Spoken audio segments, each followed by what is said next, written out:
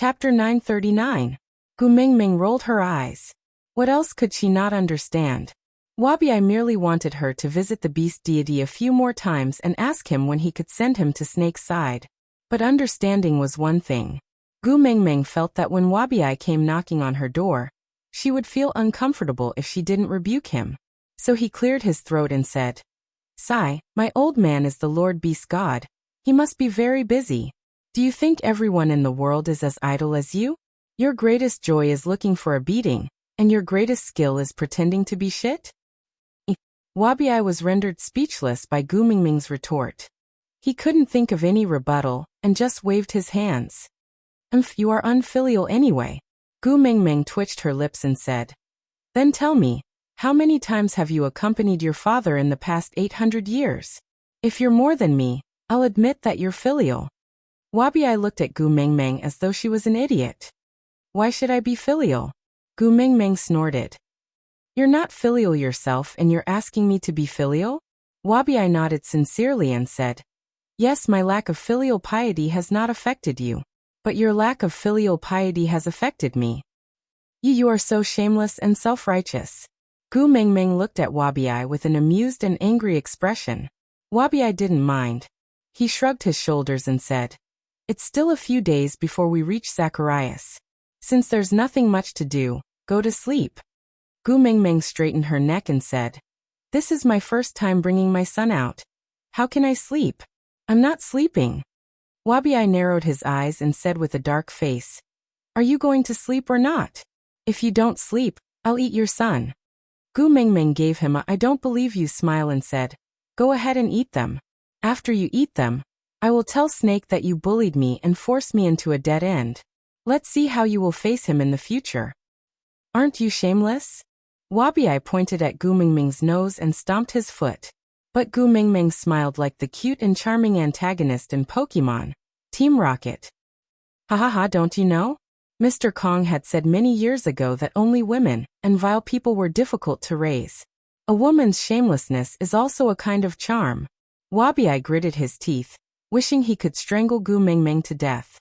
He opened and closed his hands around Gu Mingming's neck, but he could not bring himself to strangle it. Gu Mingming was completely unafraid of Wabi's threat. Not only did she not hide, she even deliberately stuck out her neck and asked with a grin, "Are you going to pinch me or not? If you want to pinch me, you have to be quick. It's tiring to stretch like this." Wabi's face turned green with anger. Shaking his hands, he straightened his neck and said, "You think I'll do it just because you want me to? How embarrassing would that be for me?" Gu Mingming laughed heartily and patted Wabi's shoulder. Wabi was sent flying far away, and only came to a stop after flying 7 to 8 steps. On the other hand, Gu Mingming did not feel any sense of guilt from beating someone up. She just smiled and dusted off her hands, saying, "Little shit is really different after becoming a demon. He even knows how to save his face." "Ha! Gu Mingming." Wabi rolled to his feet and chased after her. He raised his hand to hit Gu Mingming, but Gu Mingming just smiled at him with a "hit me if you have the guts" attitude. Wabi was so angry that he swung his fists at the air, but ultimately did not land a punch on Gu Mingming. Initially, Elvis would still guard against Wabi's mischief, fearing that Gu Mingming would really attack her. But after so many times, Elvis no longer dared to even lift his eyelids at Wabi. He just focused on watching Gu Mingming pranking him, his face filled with adoration. Digression. Chapter 940. It was the first time the three little ones had gone on such a long journey with Gu Mingming, and they could not control their excitement. They often ran far away before running back. They were drenched in sweat but never tired. Elvis hugged Gu Mingming while Wabi kept arguing with her. So Leah was in charge of watching over the three little ones in case anything happened to them. This family was exceptionally harmonious. During dinner, Elvis accompanied Gu Mingming while Leah prepared the cooking utensils. Wabi went hunting and the three little ones insisted on tagging along. Wabi did not reject them. When they returned, the three little ones became Wabi's lobbyists. They pestered Gu Mingming to go to sleep and said how pitiful Wabi was. Gu Mingming felt rather helpless. She hugged Kanwu, who was in her arms, and asked, But if Mummy falls asleep, it will be at least another 2 to 3 days. Then I will miss out on admiring the scenery along the way with you guys. Kanwoo shook his head. He was not as eloquent as Jiaoyu and could not come up with all sorts of high-sounding excuses. He could only plead, "Mummy, just sleep." Jiaoyu hung on to Gu Mingming's arm and shook her vigorously. "Mummy, we are already very happy that you are willing to bring us along. As long as we can accompany Mummy, all the scenery will be beautiful and pleasant. Moreover, we don't know what kind of danger we will encounter on this trip to find the soul of the forest. You should at least go and greet Grandpa in advance, and see if Grandpa has any other cheats he can give you, just in case you are caught unprepared." Gu Mingming really did not know what benefits Wabi had given to the 3 little ones for them to speak up for him so wholeheartedly. But Jiaoyu's words made sense. The kiss of the beast deity that her lonely father had given her had been a huge part of the success of her previous trip to find the kiss of the ocean. Otherwise, she would be a useless baby the moment she entered the water. Not to mention fighting, even staying alive would be a problem. This time, she did not know what she was going to face. Perhaps she should really go and get some pocket money. Heaving a sigh of relief, Gu Mingming nodded. "All right, I understand. Mummy will go and ask Grandpa if there is anything I need to take note of. But while I am going to look for Grandpa, the 3 of you must behave yourselves. Don't make Father Beast and Father Leah angry, understand?" Jiaoyu nodded heavily and said, "Mother, don't worry. We are not fools and will not provoke a lunatic." Gu Mingming face-bombed and asked the heavens speechlessly, "Can the image of a husband in his son's heart still be salvaged?" Elvis did not seem to take Jiaoyu's words to heart. No, it was not as if he really did not take it to heart. In this world, he only cared about how Gu Mingming saw and thought of him. As for the others, even if they were his biological sons, he did not care. Gu Mingming leaned into Elvis's arms and said, "Hubby, after dinner, I'll accompany my lonely old man to watch television. Also, ask him about the soul of the forest." Elvis caressed Gu Mingming's little head and kissed the top of her head. His voice was mellow and filled with affection. Like a cello playing, it was melodious and full of charm. "Eat more for dinner. Leave the rest to me." "Yeah." Gu Mingming nodded and snuggled deeper into Elvis's arms. Chapter 941. The white fog dispersed, revealing a 2-seater wooden chair in the shade. The beast deity sat there with his eyes closed and his head raised, just like an artistic youth sunbathing in the park. Gu Mingming felt very awkward at first to call him daddy when facing such a face, but as time went by she got used to it. "Daddy." Gu Mingming sat beside the beast deity and smiled at him. The beast deity seemed to have known that Gu Mingming was back and answered in a daze, My daughter is back." Gu Mingming glanced sideways at the beast deity and asked, "You look very tired." The beast deity smiled and shook his head, saying, "Nothing much, I just went to listen to the holy teachings. In the words of your world, it's called a meeting and listening to the leader's speech." Gu Mingming chuckled and said, "Then you should be tired." "It's nothing, having my daughter watching television with me is enough to relieve my tiredness." With that, he smiled and raised his hand to wave, but suddenly stopped and said, "I will give you your pocket money after watching television." Gu Mingming really felt that she was an unfilial daughter. It seemed like she did not even need to say anything for the lonely old man in her house to know that she was back to live off his parents. In the future, should she come back to visit when she was free? After all, she had called him daddy for so long. Did she really want to be a strawberry who only returned home when she was short of money? The beast deity nodded and then waved his hand, dispersing the white fog in front of them. The scene was the canteen of Gu Mingming's previous university. Snake pulled Gu Mingming to sit by the window in the canteen, and the two of them faced the window and sat side by side. This place was originally a long table for 4 people to sit at, but Snake'll used his privileges to mark it out as his exclusive dining spot. Naturally, the food he ate was not the same as the cafeteria's cafeteria, but exquisite dishes prepared by a professional chef in a separate kitchen. Gu Mingming was speechless and turned to look at Snake, asking, "You don't even eat the canteen's food. Why did you come to the canteen? You can just go to the canteen outside to eat." Snakel chuckled as he elegantly used his left hand to place the food in front of him into his mouth. He chewed and swallowed before replying to Gu Mingming's question. This is the fastest way to let everyone know you belong to me. Gu Mingming lowered her head to look at her left hand, which was still in Snake's grasp. Let go of me first. Snake raised an eyebrow and asked, why? It's not convenient to eat like this. Snake asked. Don't you always use your right hand? Gu Mingming looked at the clock on the wall. In less than 5 minutes, there would be students coming in one after another to eat. She would not be able to explain herself if she was held by Snake like this. She tried to shake him off, but Snake's hand was like an iron clamp, not moving an inch. Gu Mingming had no choice but to use a softer approach. I was afraid that it would be inconvenient for you. Snake chuckled and raised the chopsticks in his left hand. I have been using my left hand to handle many things since young, such as eating, writing, just so that my right hand can be free to do more important things, such as holding your hand. Gu Mingming's face flushed red. Her blood rushed to the top of her head from Snake's serious sweet talk. Chapter 942.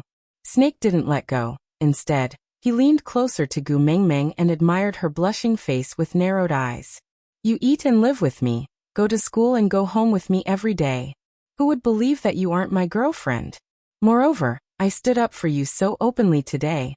I'm afraid it's too late for you to say that we are just boss and subordinate now. Gu Mingming was speechless for a moment. Snake continued. Moreover, you have the obligation to keep my identity as the CEO of Monsieur a secret and take care of me. What else is more suitable than being my girlfriend? Instead of explaining and making things worse, why not just acknowledge this identity? Isn't that better? Moreover, the love letter you sent me yesterday morning must have already spread throughout the entire school. Confessing yesterday and dumping me today. TSK Tumeng, aren't you too fickle? Gu Mingming's face was extremely red. She didn't know if it was because she was angry or because Snake was leaning too close to her. She shifted her body backwards and fell onto the ground. Looking up, her eyes were filled with tears. She didn't know if it was from pain or grievance. When I signed the contract, I clearly said that I am doing an internship. It's not business time when school is in session. You can't force me to pretend to be a couple with you in school. Seeing her fall made Snake's heart ache. He pulled her back into his arms with a huge hand. With a gloomy expression, he said, Who said we are going to pretend to be a couple? I really want you to be my girlfriend. Gu Mingming shook her head. I refuse. I don't like you. Say that again.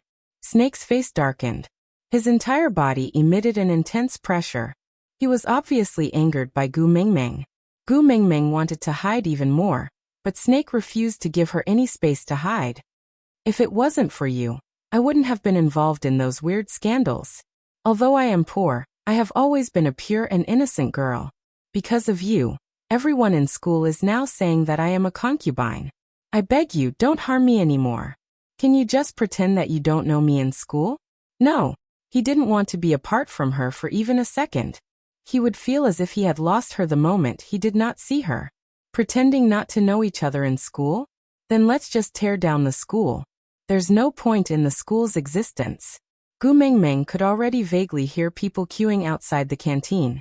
Once the doors opened, everyone would see her and Snake. Panicking, Gu Mingming blurted out. Then I will resign. I quit. Snake's face darkened even further. Can you afford the penalty fee? Gu Mingming clenched her teeth and said, At most, I will sell my kidney. I will definitely compensate you for the breach of contract. Hearing that she was willing to hurt herself just to leave him, Snake was so angry that his teeth were itching. But even so, he still controlled his strength in his hand, not willing to hurt her in the slightest. Don't pretend to be a couple. In school, I'm your pursuer. This is the last concession, Snake said through clenched teeth. If it's a pursuer, I can reject him, right? Chapter 943. Snake gritted his teeth and said, I can let go. But if you dare to run, I will immediately use the school's broadcast system to announce that we are cohabiting. and provide the high-definition surveillance footage of us from yesterday afternoon to this morning." After saying that, Snake then tried to let go. Seeing that Gu Mingming really did not want to run, Snake could not help but shake his head in exasperation. Whether it was in the beast world or here, he always had to threaten her with something before she would obediently stay by his side. He could give her the best, so why couldn't she stay by his side and enjoy his love? Why did she have to push him away? Sit down." Snake pointed to the seat beside him. Gu Mingming really wanted to turn around and leave, but firstly, she did not dare to cut a kidney to pay for the breach of contract, and secondly, she was really afraid that Snake would send out the surveillance footage. Everything else was fine, but the scene of her helping him shave his beard in the washroom yesterday was too ambiguous, and it would be hard for others to explain themselves if they saw it. So Gu Mingming lowered her noble head to reality, and followed Snake's instructions to sit beside him, but half of her was suspended in the air. Anyway, she just wanted to try her best to stay as far away from him as possible. Snake was also very helpless against this situation. He knew that his aggressiveness had scared her, but he had already waited long enough. Ever since he came to this world, he had been suppressing the urge to tie her up and imprison her by his side every minute and second. He really could not suppress it any longer now. The closer he was to her, the more he wanted to own her. The door of the cafeteria was pushed open, and a fierce battle over the popular dishes unfolded. However, the flames of war did not spread to their small table. There were no bodyguards or isolation belts, but no one dared to approach here. It was probably the first time the canteen was so quiet since it was opened. Everyone's gazes landed on them, as if countless X-rays were shining on them, and they could see even more clearly than when they were naked. "Are you done eating? If you are, then leave quickly." Gu Mingming really could not hold it in any longer. Snake glanced sideways, frowned and asked, "Is my face not good enough?" "Ah." Gu Mingming was confused, not understanding what Snake meant. Snake asked again, "My figure is not good?" Gu Mingming shook her head instinctively.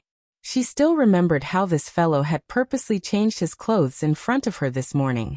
Although he had only changed into a shirt, his 8-pack and clear mermaid lines were unforgettable to Gu Mingming, and she almost had a nosebleed.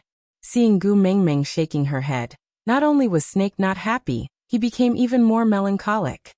"Then is it because my family background is not good enough? Not rich enough or powerful enough?" He was the CEO of Monsieur, and he had to clear the entire place just to go shopping. Yesterday he had spent around 2 million on clothes alone. Was he not rich enough? How would Gu Mingming, who had sold herself for a salary of 4,500 a month, feel?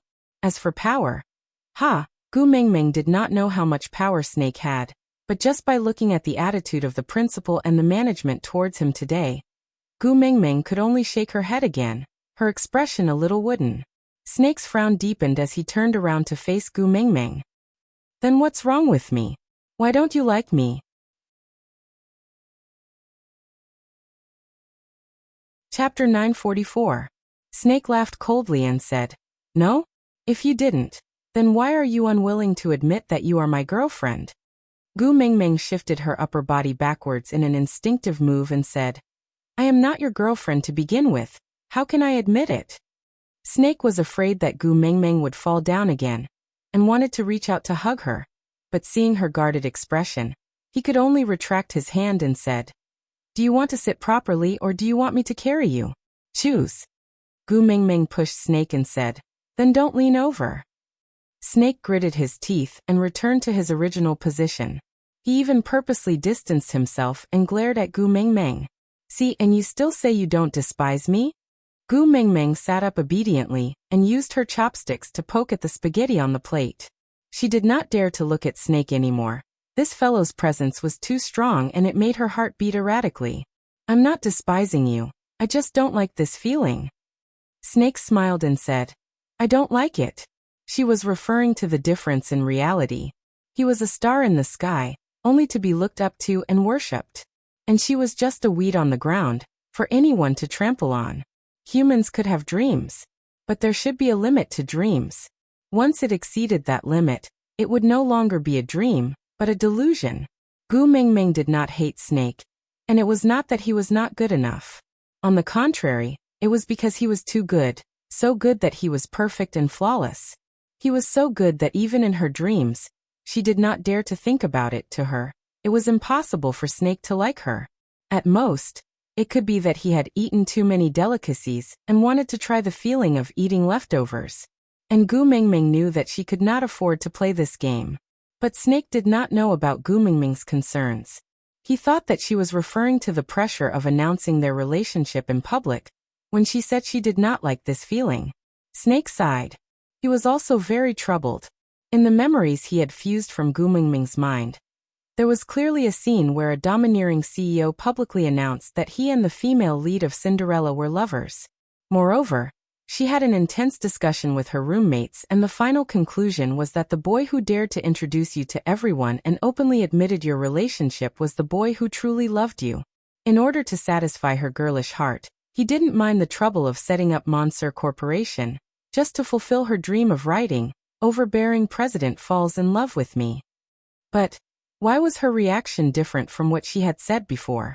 Back then, she clearly said that if she was the female lead, she would definitely be so touched that she would propose to the male lead on the spot. Snake frowned and seriously tried to recall which part of the plan went wrong. The moment Snake fell into deep thought, the pressure emanating from his body became even more obvious.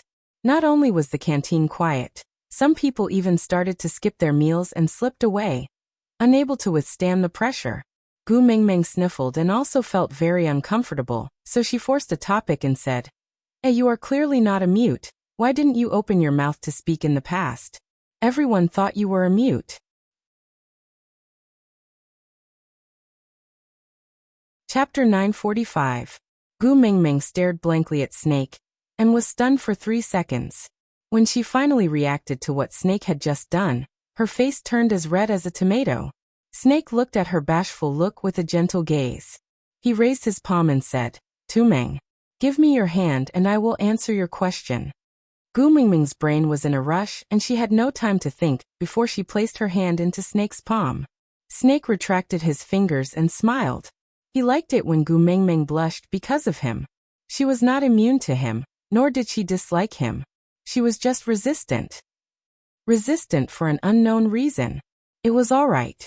He had the confidence to break through her resistance. She was his and could only be his.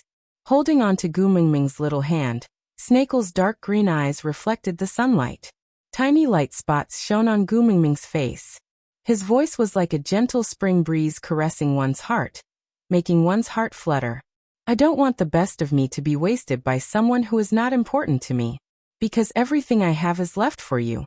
Gu Mingming's beautiful eyes widened in shock. She stammered and laughed dryly.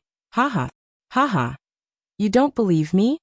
Snake raised his eyebrows and asked, "In the past 19 years other than you, I have never spoken to any other female, including my biological mother. The number of times I have spoken to men can be counted on one hand. Unless necessary, I will not speak to anyone else." Gu Mingming believed in this point. Otherwise, Snake would not have been treated as a mute after entering the school for more than a year. Snake held Gu Mingming's hand tightly and said, "I have spoken more to you in the past 2 days than I have in the past 19 years combined." Gu Mingming was stunned and did not know how to react. "Do you still not understand? I belong to you and only you. And what belongs to you cannot be wasted on anyone else." Gu Mingming did not even know how she finished her meal. Her entire brain was in a state of shutdown. Snake was probably just playing around, right? Then why was he so special to her? He was not lying to her that he never spoke to anyone else. Because not only did the people in school call him the mute school hunk, even when he participated in swimming competitions in the past, none of the reporters could pry a single word out of him. So the whole world thought he was a mute. But this mute suddenly spoke one day, and he only spoke to her. Just for fun, that he had planned for 19 years? Gu Mingming's heart was touched at that moment. Gu Mingming looked up at Snake against the sunlight. She bit her lower lip and asked, "Do you like me?" Snake laughed. He laughed at Gu Mingming for asking him such a silly question. But if it was something she wanted to hear, he was willing to repeat it 1,000 times a day. "I like you. I like you so much that I want to give you the whole world." But it's not enough. I like you. I like you so much that I want to seal myself up and give you a pure me. I like you. I like you so much that even though I'm holding your hand right now, I still miss you. I like you. I like you to the point where I stand in a place where everyone's eyes are on me.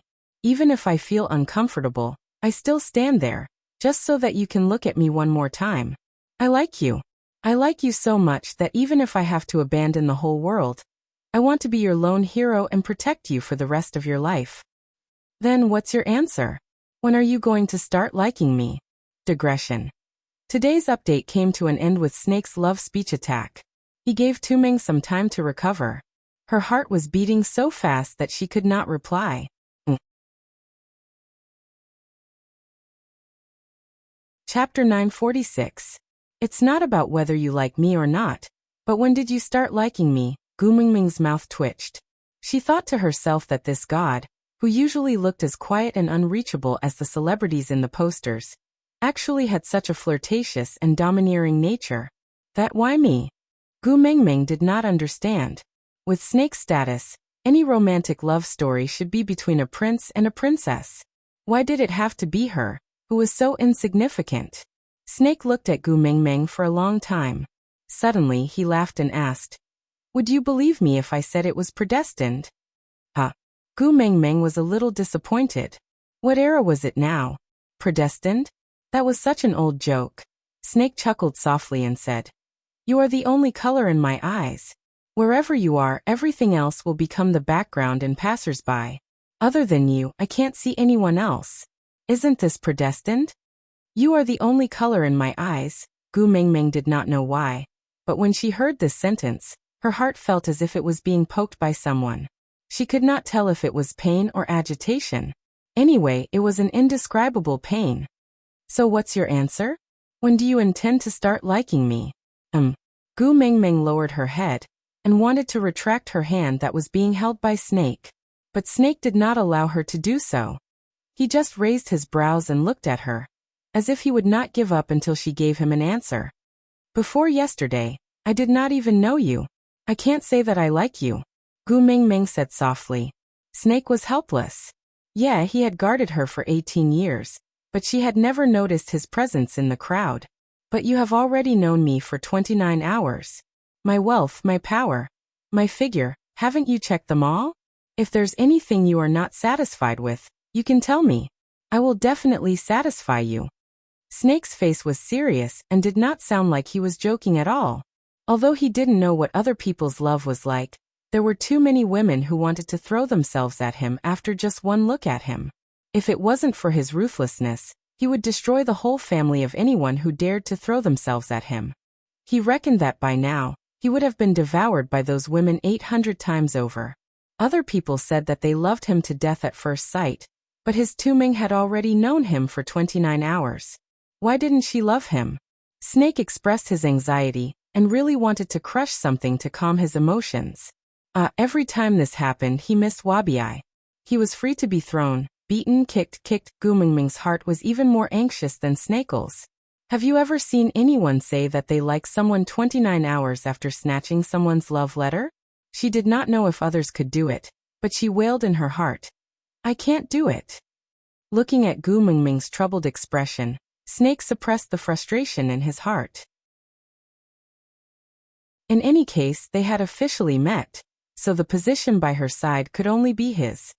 He had endured the days of watching her from afar for more than 10 years. In the future, with her accompanying him, what else could he not wait for?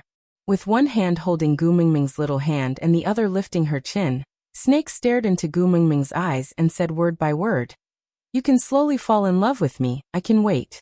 But remember, in this lifetime, you only have one choice, which is to like me." Off topic.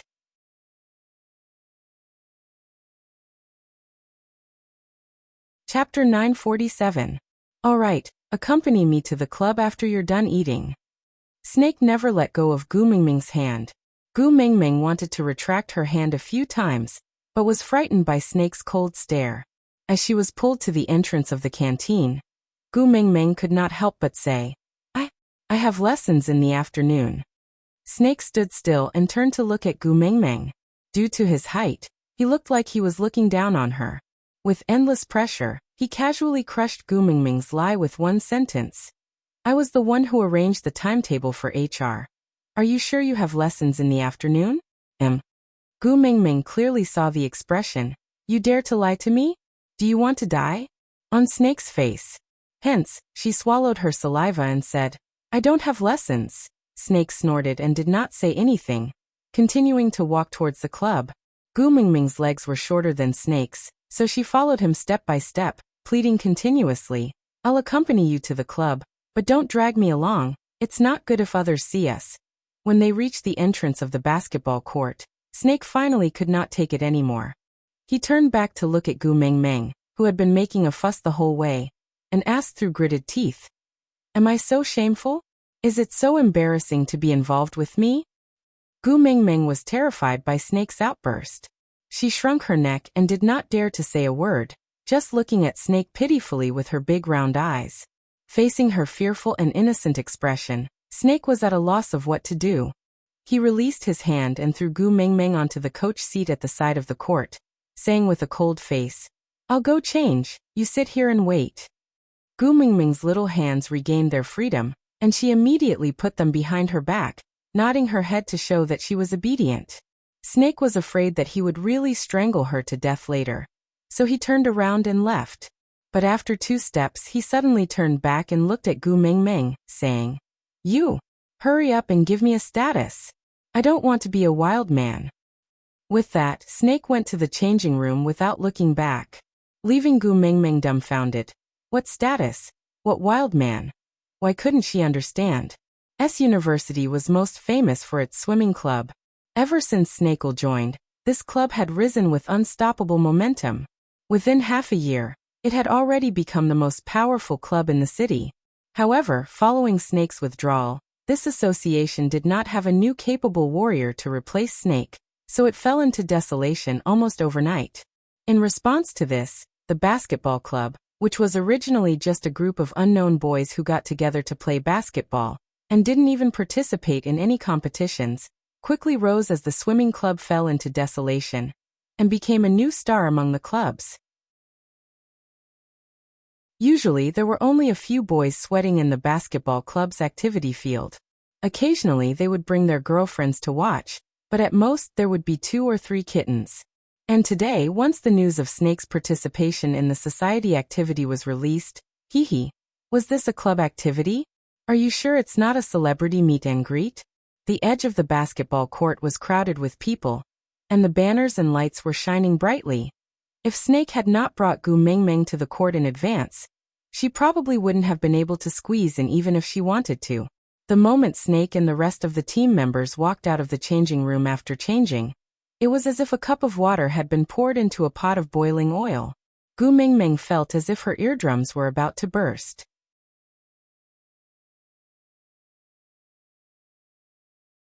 Chapter 948. To be honest, Gu Mingming had no concept of basketball itself. She barely knew some terms, which she learned from Kuroko's basketball.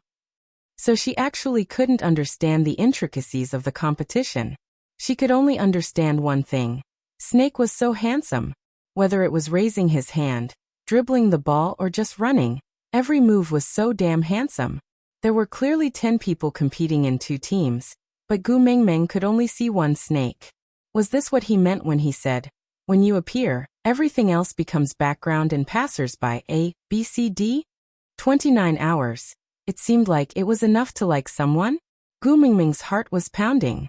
She lowered her head and stared at her toes, feeling as if she had discovered something incredible. Cheers erupted from the court. Gu Mingming looked up and saw that the winner had been decided. Regardless of who won or lost, both parties had a carefree smile on their faces. They did not seem to care too much about the outcome, and just enjoyed the process of playing to their heart's content. Snake took a step forward and stood in front of Gu Mingming. He stretched out his hand and said, Water. Oh. Gu Mingming passed the mineral water beside her to Snake in a daze. Snake twisted open the bottle cap and poured the water over his head to cool down his body. He did not like basketball as it was too intense and he would sweat too much. In comparison, he felt more at ease in the water. But he realized that when they were playing basketball just now, Gu Mingming's gaze towards him was filled with obvious admiration and adoration. So even though he was dealing with a bunch of stupid humans, as long as she liked it, he would do it. After Snake poured the water over his body did cool down, but the crowd became rowdy. The girls' screams were deafening and the 3D encircling Snake, "I want to give birth to monkeys for you," continuously hovered above the basketball court. So annoying, so noisy. Snake pinched Gu Mingming's little face with one hand and squeezed her mouth into a fish's mouth. He then lowered his head and directly kissed her lips. So sweet. His mood improved, and he could no longer hear the noise in his ears. After kissing for a long time, when both of them had difficulty breathing, Snake finally released Gu Mingming's blushing face. As expected, "Only you can make me feel better." Gu Mingming finally snapped out of her trance after hearing Snake's words. She pushed Snake away and stood up. "This is my first kiss."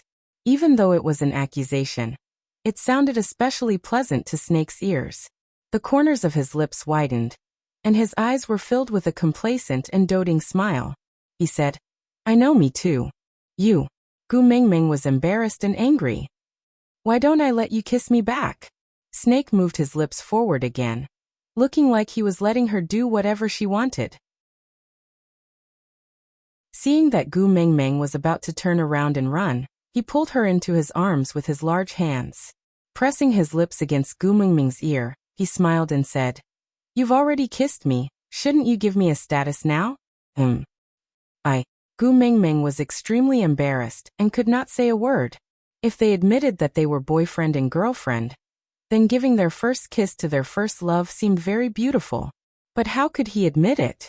Gu Mingming was suddenly at a loss.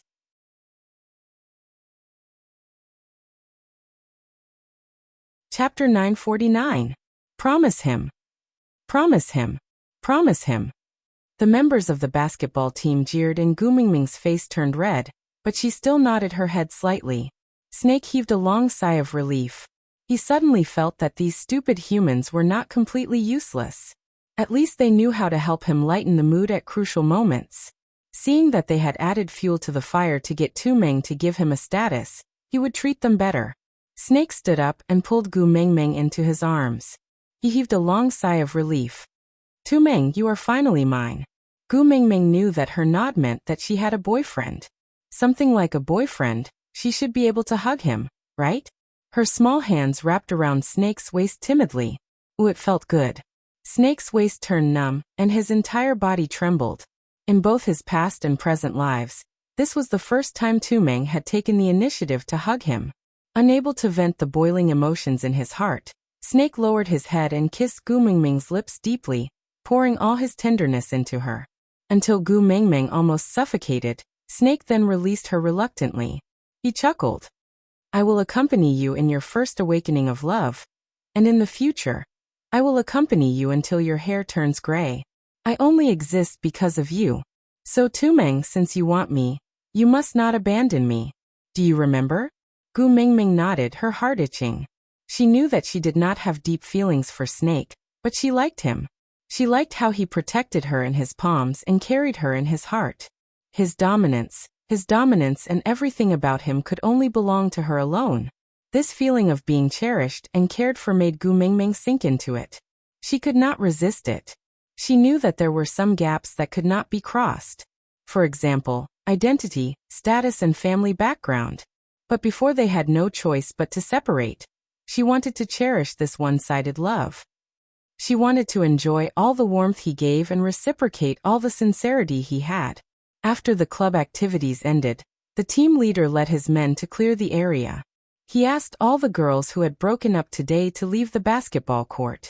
He then walked to Snake and wanted to put his hand on his shoulder, but he did not have the guts. So he stood in front of Snake and Gu Mingming and rubbed his hands. "Our basketball club has never been so glorious. Snake, you are really too awesome. Let's go to a karaoke tonight as a welcome party for you. How about it?" Snake looked down at Gu Mingming with a doting expression. "Do you want to go?" Gu Mingming instinctively wanted to shake her head, but the captain waved Kong's hand and said, "Junior, Basketball is a sport that emphasizes teamwork. Mutual understanding and trust are very important. Snake just joined us today. He needs to cultivate his relationship with us. What's more, today is your first day of love. You should celebrate it no matter what, right? This right was obviously directed at Snake. It had to be said that the second half of the captain's sentence was very accurate. The confirmation of his relationship with Tu Meng was a cause for celebration. Gu Mingming saw that Snake's lips were already curling up, so she nodded and said, "All right, then let's go together." That day at the KTV, everyone was having a wild time. But Snake just sat quietly and watched Gu Mingming, who was fooling around with everyone, with a smile on his lips.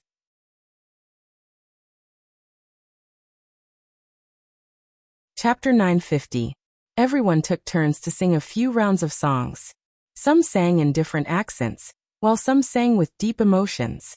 The last one was Snake.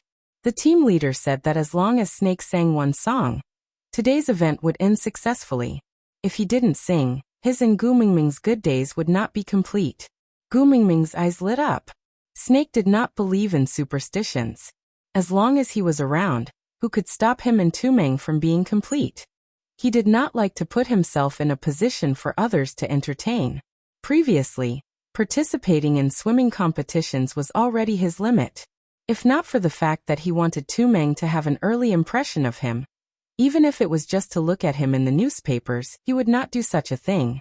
Now that his relationship with Tu Meng was confirmed, he did not need to do such foolish things. His Tu Meng would always be watching over him. But he could not resist Tu Meng's expectant gaze. Thinking that this bunch of idiots had added fuel to the fire and helped him today, he nodded and pulled Tu Meng into his arms. They sat on the sofa and sang 123 I Love You. After singing, Snake immediately stood up and left the KTV with Gu Mingming in his arms. Everyone was not used to his style of doing things, but they did not mind too much. After all, he was already famous in the school when he was in the swimming club. Being able to hear a mute sing a song today was already enough to give them face. Therefore, no one cared about whether they wanted to go Dutch or not. The captain generously said that he would pay the bill, but when he went to the cashier to pay, he was told that half an hour ago, the KTV had changed owners, and the new owner's first order was that their private rooms were free of charge, and they could eat and play as they pleased. So the team members went back and partied through the night. On the other side, Gu Mingming and Snake returned to the villa. They had just closed the door when Snake pressed Gu Mingming against the wall and kissed her deeply. There was a night light in the house. It was orange in color, and the light was hazy and ambiguous. Gu Mingming did not know what to do. Gu Mingming's face was extremely red and her heart was beating wildly. If this level of heartbeat was due to a little deer bumping around, Gu Mingming was very worried about the little deer. It would probably die from the bumping. Snake's voice was hoarse as he asked softly with a single sound. We just confirmed our relationship today. The progress shouldn't be too fast. Gu Mingming curled up and lowered her head. Snake chuckled. Fast? He had waited 1,000 years in the beast world to meet her. And after reincarnating, he had waited a full 19 years to hold her in his arms. Not only was it not fast, it was simply too slow. However, he had no intention of scaring her. Although he desperately desired her, he wanted to save the best for the day they got married. He didn't want her life to have any more imperfections. She had suffered for 18 years. It was enough. In the future, with him protecting her, she could only be happy. But before that, there was something he needed to take care of. He lightly touched Gu Mingming's little nose and said, "You're my girlfriend. Can't I kiss you when we're deeply in love?" No, Gu Mingming was not referring to this. She just felt that he wanted to do something else after kissing her. "Then you can kiss me?" Snake did not wait for Gu Mingming to finish her sentence. He pecked her on the lips again and said, "Good girl." Gu Mingming felt an indescribable sweetness growing in her heart when she was being praised in such a childish tone. She did not say anything and just smiled. Since Tu Ming wants to be a good girl, then this matter, shouldn't you give me an explanation? With that, Snake took out an envelope from his pocket. There was a heart-shaped sticker on the envelope. The sticker was slightly raised and it was obvious that it had been opened. That was the love letter she used to confess to the captain of the basketball team yesterday morning. Digression. Gu Mingming thought. You have to maintain your persona, old brother. Settling scores after the fall is not suitable for you.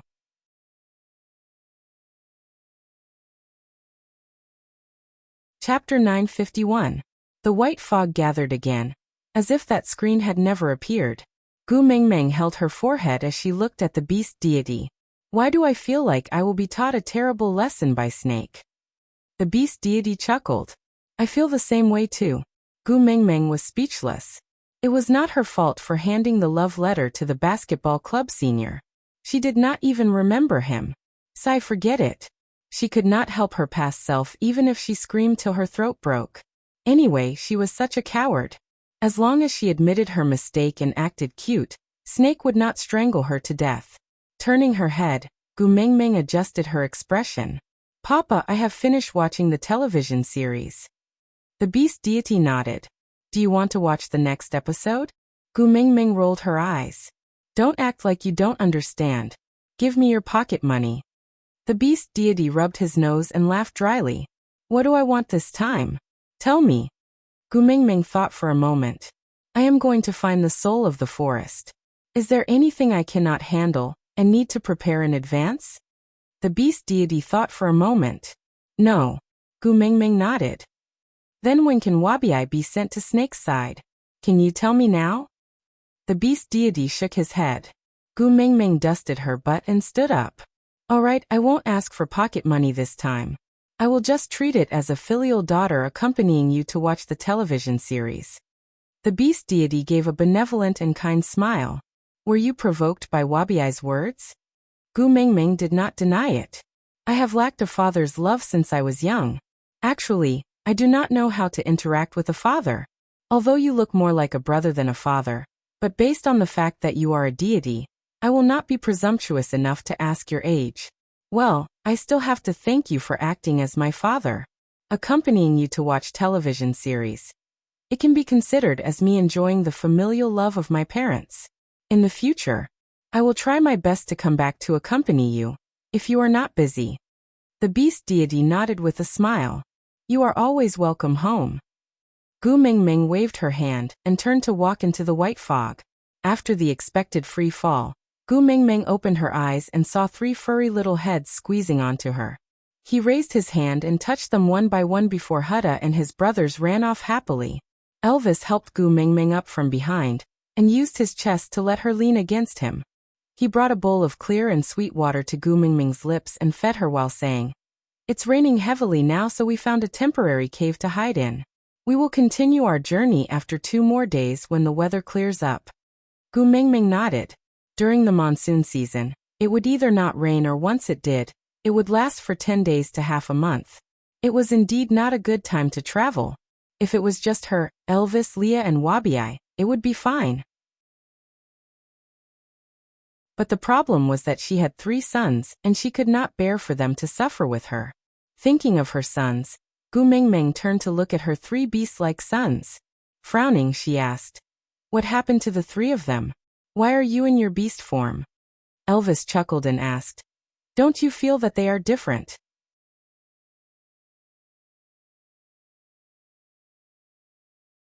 Chapter 952.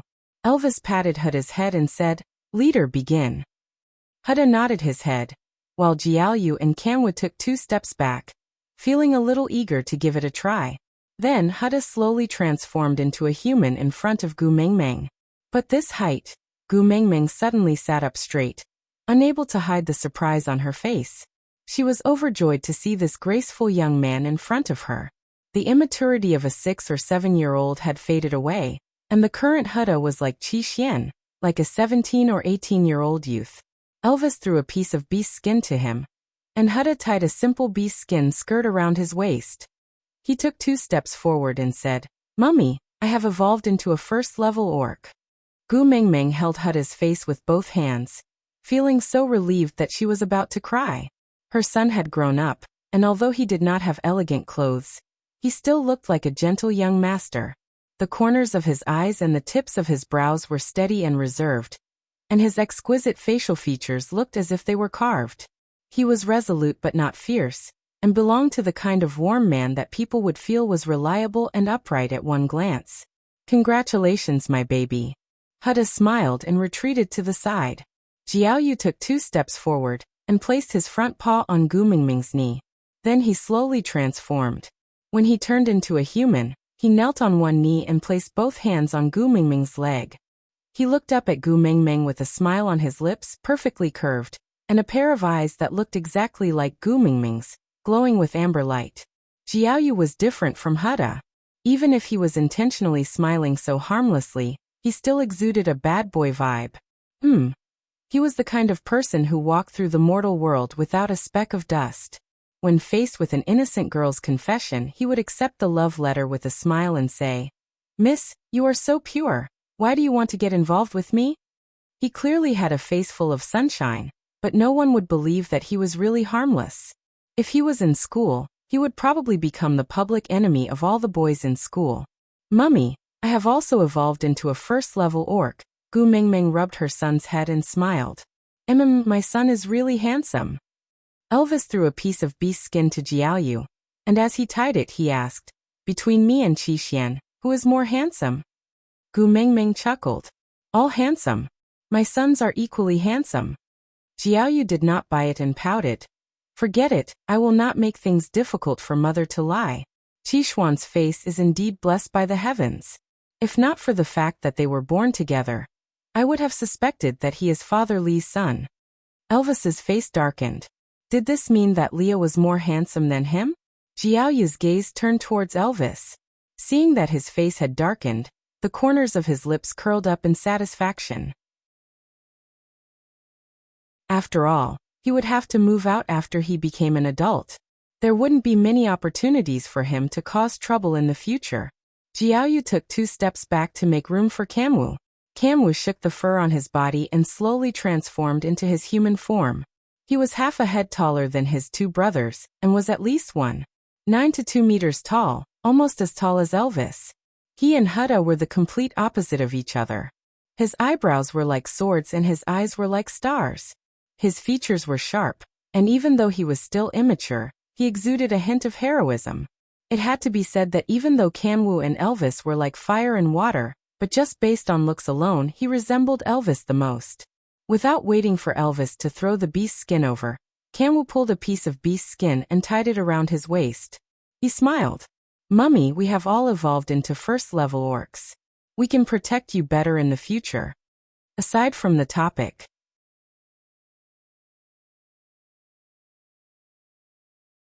Chapter 953. Gu Mingming was extremely touched, but her heart ached at the same time. She remembered that Elvis had said that he had to go through all those hardships to reach adulthood at the age of 1. But her sons back then, the 3 little ones, had forcefully broken through to become half-orcs because of Ellie's provocation. It was like pulling up seedlings to help them advance, and it was very taxing on their bodies. Leah had also said that most children would reach adulthood at 2 or 3 years old, and the 3 brothers would only be able to accumulate enough energy to advance when they were 4 or 5 years old. But now, why did all 3 of her sons advance when she woke up from her sleep? Wabi, who had gone out to hunt, walked in through the rain. His tail was wrapped around 5 to 6 prey. They had died so horribly that their original faces could not be recognized. In the past, Gu Mingming would have screamed in fear. But after having Snake's memories... Seeing that Gu Mingming had woken up, Wabi was slightly surprised. He threw the prey to one side and transformed back into human form. He moved closer to Gu Mingming and asked, "What did your father say?" Gu Mingming shook her head. "I can't say." Wabi sighed. This was the 3rd time he had heard this sentence, and he was already used to it. Then he asked, "What about him? Is he all right?" Gu Mingming chuckled. "Yeah, I got what I wanted." Wabi raised his brows.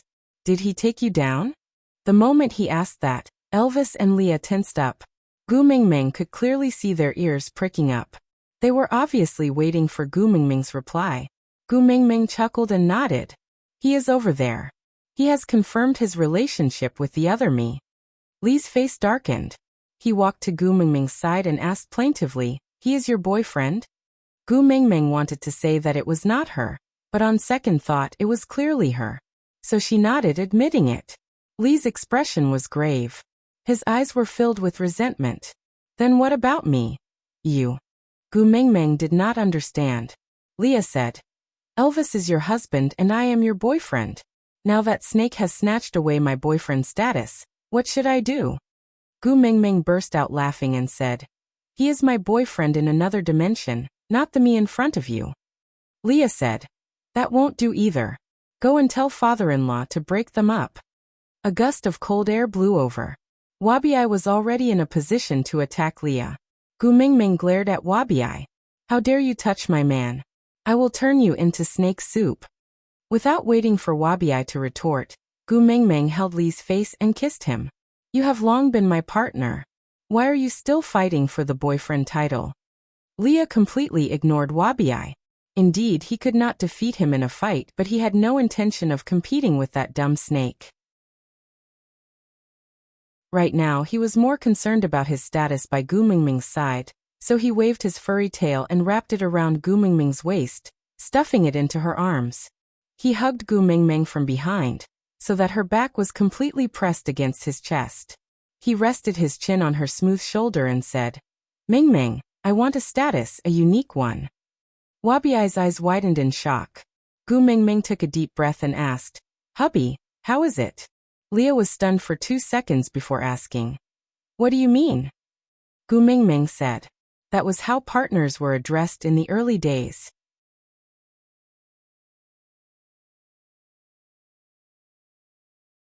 Chapter 954. Later, Gu Mingming found out that it was Wabi who helped her 3 sons evolve. His method was simple and violent. He just dragged the 3 of them out and gave them a good beating every day. Males gained experience from battles. Li's conservative estimate of 3 to 5 years was based on the fact that they only participated in hunting and only fought against wild beasts. Actually, Elvis and Leah could also be her sparring partners, but because Gu Mingming cared too much about her 3 sons, they would subconsciously show mercy during the battle. As a result, many attacks were ineffective and did not have the effect of accumulating experience. But Wabi was different. Snakes were naturally cold and indifferent. As for showing mercy, he did not understand it at all. He did not hold back at all when he beat the 3 little ones up. But apart from Gu Mingming herself, Wabi was the strongest fighter in the entire beast world. With such a high-level training partner, the 3 little ones' experience soared even if they just stood there and got beaten up. So in just 3.5 days, the 3 little ones broke through their limits and leveled up. After hearing the entire process, Gu Mingming did not say anything else. She just lifted the hide and put on her shoes. She hugged Wabi's neck and dashed into the rain. Come little shit. Let's have a good talk about life. Crack, 3 huge trees fell. Clang, a crater was smashed into the ground. Smack, smack, smack, rubble fell to the ground. A new cave was smashed into the side of the cave they were originally staying in. When Gu Mingming clapped her hands and returned from the cave, Leah used a piece of beast skin to carry her to the bonfire. Elvis had already returned to his original form, and all the fur on his body was warmed up, allowing her to snuggle in his arms for warmth. The 3 little ones stood obediently in a row. They promised obediently that they would always listen to their mother and never make her angry. As for Wabi, he had not felt so good in a long time. He was sprawled in the newly created cave, reminiscing the wondrous feeling of being unable to move in pain. This heavy rain lasted for a full 9 days. On the 10th day, it finally cleared up. Gu Mingming felt that she would grow mushrooms if she stayed in the cave any longer. She stretched lazily under the sunlight before hanging back in Elvis's arms. The group continued on their way to Zacharias. Along the way, Gu Mingming suddenly laughed. Elvis asked her what she was laughing at. Gu Mingming replied, It seems that ever since I got together with you, I don't need to bring my legs out anymore. Elvis chuckled and kissed Gu Mingming on the cheek without saying a word. Gu Mingming wrapped her arms around Elvis's neck and asked, Hubby, aren't you tired of hugging me all day? I feel like I've put on weight recently. It should be very heavy, right? Elvis deeply remembered the scene when she threw a potato at him when he complimented her on being fat. Although it did not hurt, he could not bear to make her angry. But he had promised not to lie to her, and in reality, she was indeed a little fatter than when she first arrived in the beast world. Pursing his lips, Elvis replied, "It is indeed a little heavy, after all. I am carrying my entire world." Gu Mengmeng burst out laughing and kissed him on the cheek. Hubby's mouth is so sweet. Elvis secretly heaved a sigh of relief in his heart, glad that he managed to muddle through. The place where they were taking shelter from the rain was not far from Zachariah's tribe. In addition, Gu Mengmeng was full of energy, and the three little ones had already evolved into first-level orcs. Their speed and endurance had all improved, so they arrived at the stray beast camp on the second night. Out of topic.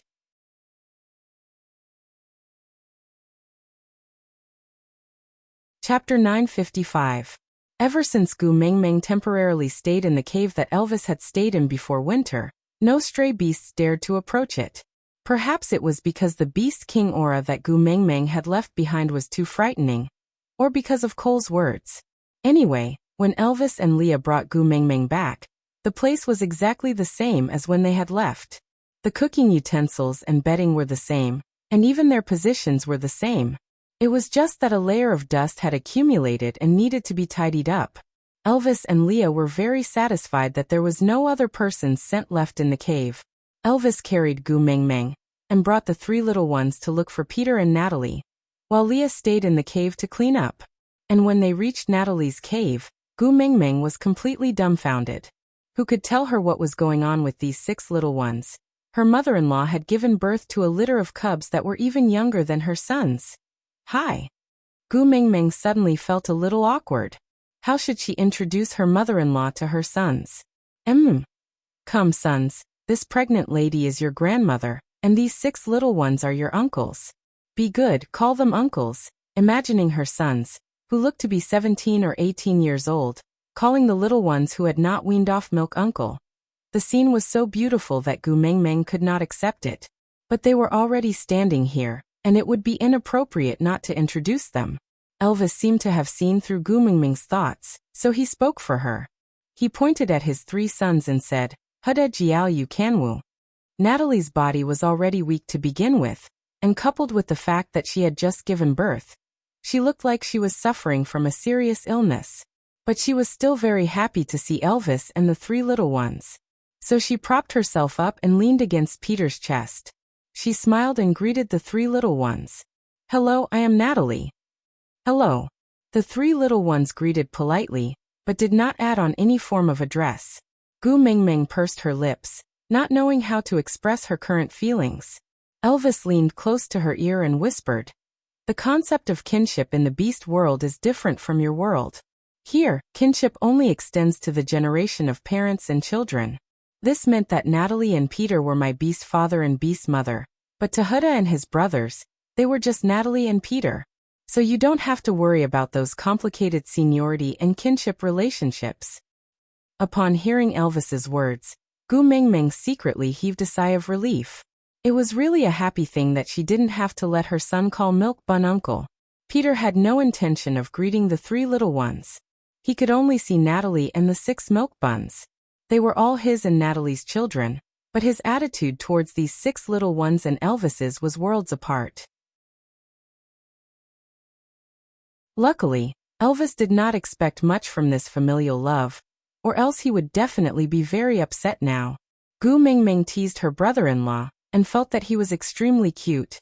She wanted to hug him but was stopped by Elvis, who asked with a cold face, "Why, you want brothers to share the same wife?" The corner of Gu Mengmeng's mouth twitched. She pointed at the 3 milk buns that were not even the size of a palm and said, "Do you think I look like a pervert? When they grow up, they will look like me." Elvis paused for a moment before continuing, "I haven't forgotten how you drooled over me when you first saw me." Out of topic.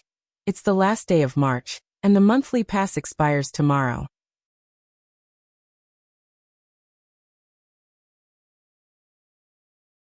Chapter 956.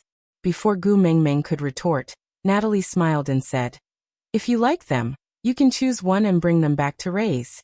You can mate them directly after they reach adulthood."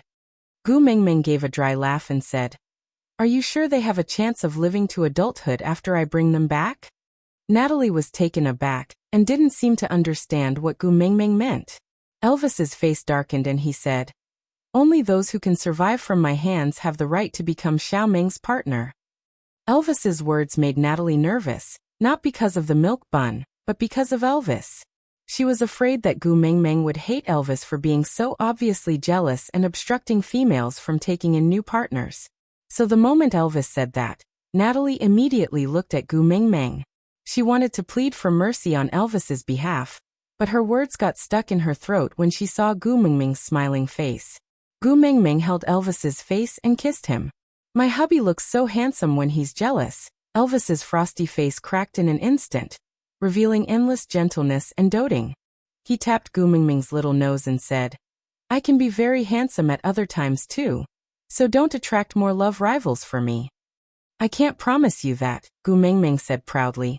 "I am a natural-born beauty and I shine everywhere I go. I can't do anything about it when others want to stick to me the moment they see me." Looking at her smug look, Elvis felt helpless and at the same time very adorable.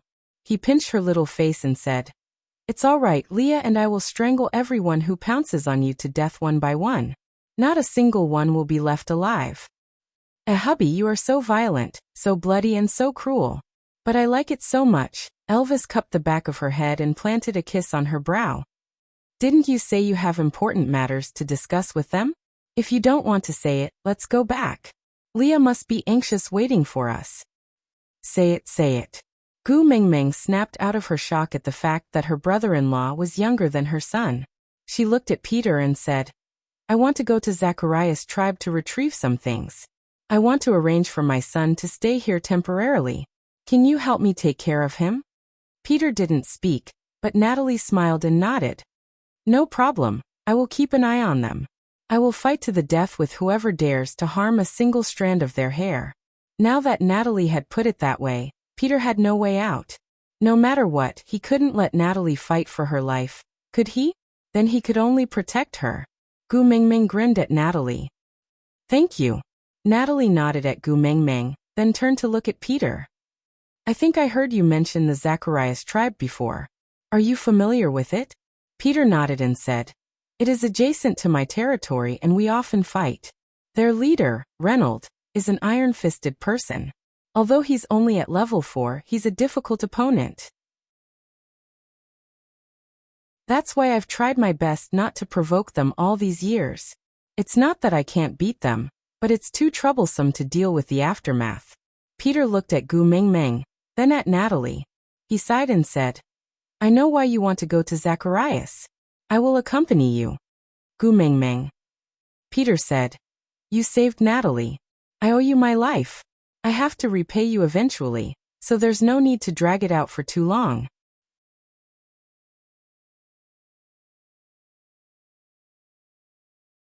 Chapter 957. But before Gu Mingming could open her mouth, Natalie interrupted. "Just let him go with you. He has more dealings with the Zacharias tribe. It will be more convenient with him around." Gu Mingming thought about it and agreed. After all, a powerful dragon could not suppress a local snake. And Peter was clearly the most powerful local snake in this area. With him around, Leonard would have to think twice before trying anything funny. Offending both the messenger of the beast deity and the stray beasts at the same time was equivalent to going up against the strongest forces in both the black and white worlds. Would a mere Zacharias tribe have the ability to handle 2 battlefields?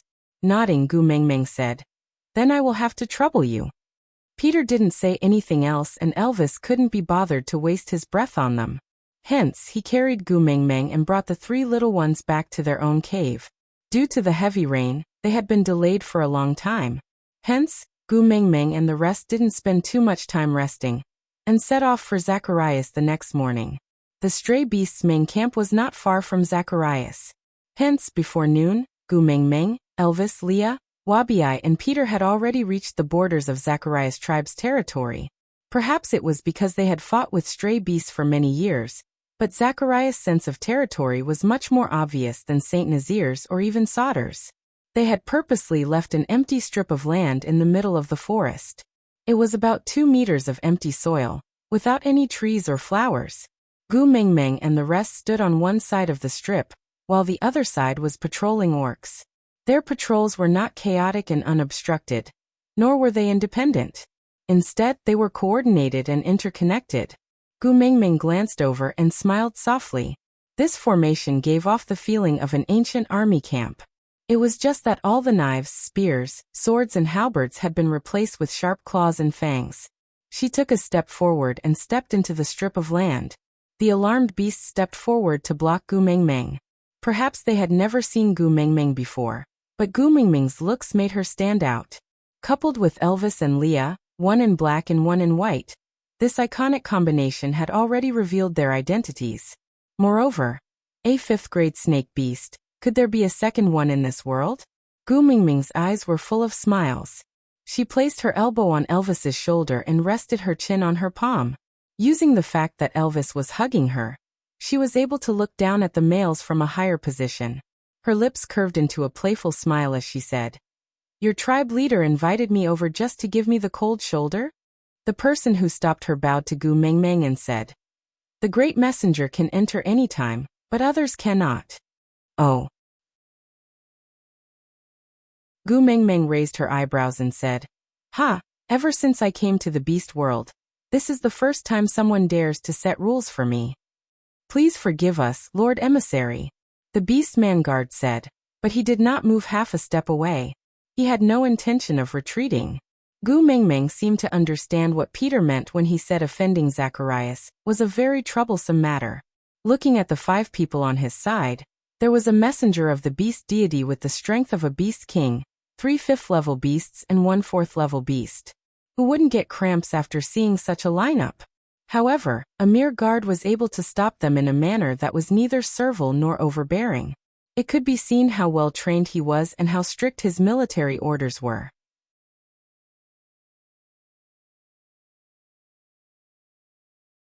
Chapter 958. The guard didn't say a word and just stood there, flashing his sharp claws. Gu Mingming raised her brows and asked with a smile, "You think you can stop me?" The guard shook his head honestly and said, "Just us alone can't stop any one of you. You clearly know you can't stop me, yet you still want to flash your claws in front of me?" Gu Mingming asked. The guard still nodded and said, "Our duty is to guard this place. Unless we die, we will definitely not allow outsiders to step into the tribe." Gu Mingming chuckled and pointed at her nose saying, "But I am also an outsider, why can I go in?" The guard still stood there like a soldier and looked at Gu Mingming as he replied, "The great messenger represents the beast deity. All the tribes in the beast world are your tribes and all the orcs are your people. So you can enter and leave as you wish and are not considered an outsider." Gu Mingming nodded and said, "Oh, so I am of the privileged class." The guard didn't know what the privileged class was and so didn't reply and just stood there. Gu Mingming waved her hands and said, "I don't want to make things difficult for you. The person who went to report the news should be back soon, right? Let's wait for Leonard to come back first." Every tribe had its own rules. Although no one could stop her if she barged in, Gu Mingming felt that there was no need to bully the weak. Moreover, among the few masters around her, other than Peter, the other 3 could not bear to see her suffer any grievances. Now that she had been slighted at the gates of Zacharias, all she had to do was give the word, and these guards would be beaten to a pulp. They were just doing their duty and there was no need to be so ruthless. Fortunately, Leonard and Nick quickly came out to welcome her. When they saw Gu Mingming, they immediately bowed and apologized, saying, "Great messenger, please forgive us. It was Leonard who made the wrong arrangements and slighted the great messenger." Gu Mingming chuckled and said, "No matter, then can we go in now?" Leonard looked up at Gu Mingming and said, "Great messenger and your partners can enter Zacharias, but stray beasts cannot. As long as one of us in Zacharias is still breathing, we will not allow stray beasts to step into our territory." Gu Mingming raised her brows and laughed coldly, saying, "You mean if we all want to go in, we have to exterminate your tribe?" "Yes," Reynold answered honestly. Gu Mingming was still smiling. She looked at everyone on her side, then at Leonard. "Then how long do you think it will take for us to exterminate your tribe?" Reynold was very clear about the battle strength of his tribe. and the opponent's strength was right in front of him. After a moment of consideration, Reynolds said, "Half a day." Gu Mingming asked, "Which is more important, your principles or Zacharias' half a day of life?" Reynolds paused for a moment. When he raised his head again, he was extremely determined. Principles are principles. Nothing can be accomplished without rules. We would rather die in battle than let the stray beasts touch our tribe.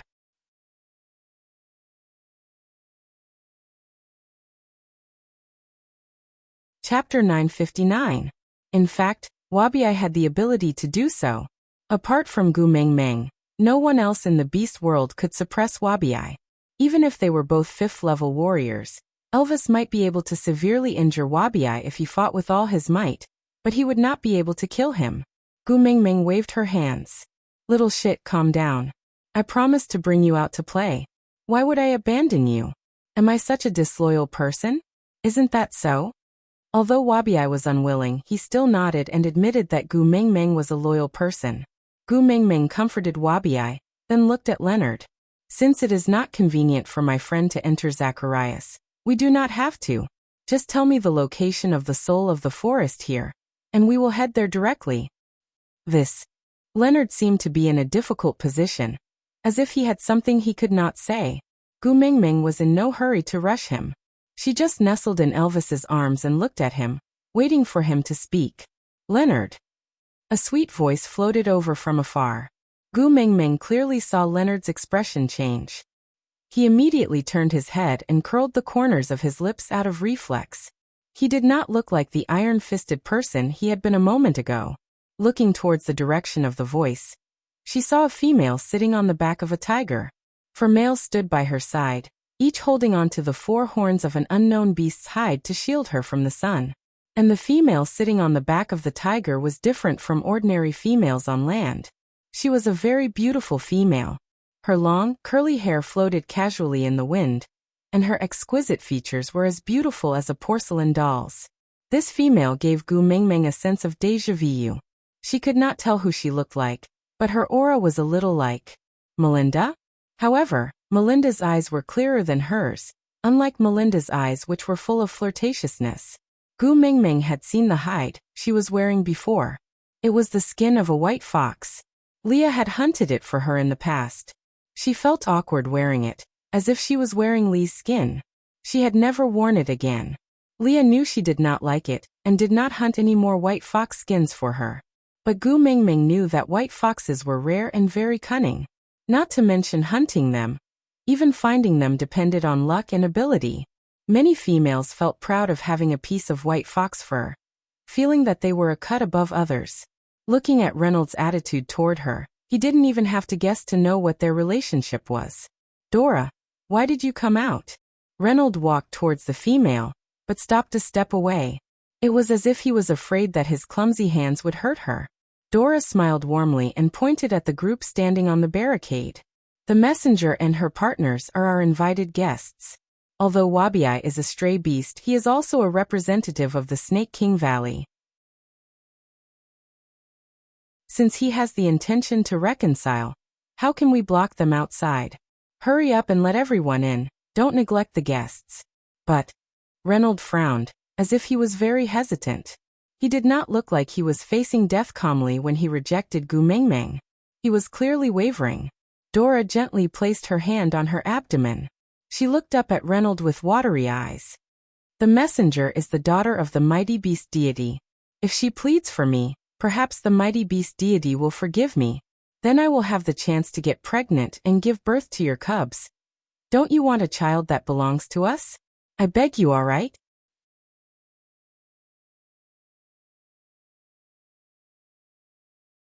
Chapter 960. Dora? Gu Mingming narrowed her eyes and looked at Wabi. "If I remember correctly, the female mermaid who tried to harm Melinda in the ocean was called Dora." Wabi nodded. "Seems like it." Gu Mingming smiled. "Do you think it is her?" Wabi shrugged. "It makes no difference whether I love her or not." "That's true." Gu Mingming didn't want to dwell on this issue. She just treated it as a casual conversation, and didn't take it to heart. Leonard returned to Gu Mingming and bowed to her. Then he gestured for her to enter. Great messenger, this way please. Gu Mingming nodded but didn't reply. The group walked to the center of the tribe and saw a towering pagoda made of logs. It was stained with a thick layer of blood, which gave off a dim glow under the sunlight and emitted a fishy smell. Gu Mingming frowned. She pointed at the pagoda. This is a female who just came of age? Leonard nodded. Yes, there is a female in the tribe who just came of age last night. Gu Mingming clenched her fists as she thought of the so-called campfire party that Elvis and Leah had prepared for her. Her temples throbbed. She must find a chance to get rid of this custom. It was too unacceptable to others. Wabi and Peter didn't know what Gu Mingming thought of the pagoda, but Elvis and Leah knew that it was an eyesore to Gu Mingming. They exchanged glances and didn't mention the pagoda. Instead, it was Leah who stepped forward and sized up Dora, who was sitting on the white tiger. You are Dora? Leah had a formal smile on his face. The curvature of his lips looked as if he had practiced it thousands of times, accurately presenting a distant yet polite smile on his face. Males were always on their guard against other males approaching their females, even if the other party was a mated orc. Moreover, Leah was just too good-looking. Leonard couldn't ignore the surprise in Dora's eyes when she saw him. They were both fourth-level orcs. Leonard stepped forward to stand between Dora and Leah, but Leah just smiled. He covered his lips and looked at Leonard with raised brows. Are you guarding against me? Reynold neither admitted nor denied it. He just stood there motionlessly. Laughing softly, Leah took a step back lazily. You don't have to do this. I don't fancy her. Leonard knew that she was the messenger of the beast deity, and acknowledged her beauty. However, he still felt very uncomfortable when his own female was described as not good enough for me. He wanted to retort but could not find the right words. He clenched his fists and had the urge to fight Leah. The great emissary is the daughter of the beast god. Naturally, she is the best in the world. Dora tugged on Leonard's arm gently and extinguished the fire in Leonard's chest with just a glance. She then continued. Lord Leah is the male of the messenger, so he naturally would not be interested in a lowly female like Dora. Leonard didn't mean anything else. Please don't take offense. You are not lowly. Reynold clenched his fists and frowned at Dora. His face was full of heartache.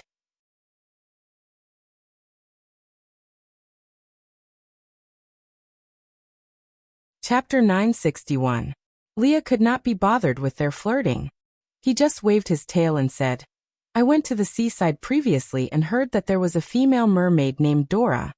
Leah dragged out his last word as his gaze landed on Dora. He did not finish his sentence, but it was obvious that he was inquiring. Dora did not avoid it. She nodded and said, I think the Dora that Lord Leah heard about should be me. Oh, not necessarily. I heard that Dora stole a treasure from the giant fish tribe, and even framed her own tribe's princess. I heard that she was imprisoned as a tribe slave. Lee's every word agitated Leonard's nerves. Chuckling, Lee's gaze swept across Leonard's flushed face and he cursed silently. Let's see how long you can hold it in. Yes, I was sold as a tribe slave.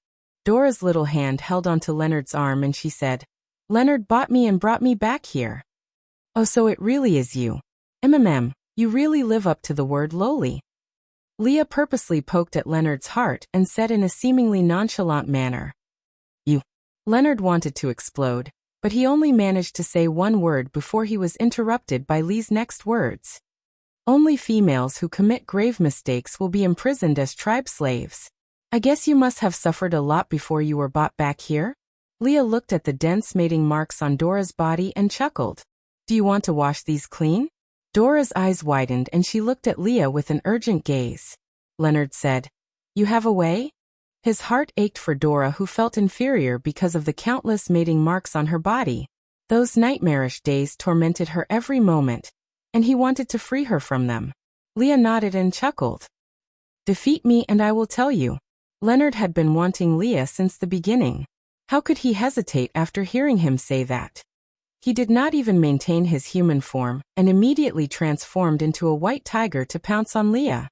Leah had received professional training in Sauter and had learned how to fight stray beasts during his days wandering outside. In addition to the many years of battle experience he had accumulated from cooperating with Elvis, he was able to handle beasts of the same level with ease. As for Leonard's attacks, they were ferocious but not skillful enough. He was often misled by Leah into making wrong judgments. For example, the claws that slapped the wooden pagoda, dong. Gudong gudong. A log rolled down, and the wooden tower that lost its balance collapsed in an instant. Leah dodged nimbly, but Leonard was stunned for a second and a half. Just that 1.5 seconds made him lose the upper hand and look very pathetic. In the end, he was even struck in the waist by a log and lay on the ground for a long time before he could stand up. Leah returned to Gu Mingming's side and rested his arm on Elvis's shoulder. His furry tail landed in Gu Mingming's arms. His long and affectionate eyes were filled with slyness as he said, I say, tribe leader Leonard, no matter how anxious you are to find a prescription for her, you shouldn't have toppled the bonfire wooden pagoda used for her coming-of-age ceremony. How inauspicious. TSK, aren't you going to call someone over to tidy up this place? Those who don't know better would think that we have entered some abandoned tribe. It's a wasteland full of ruins.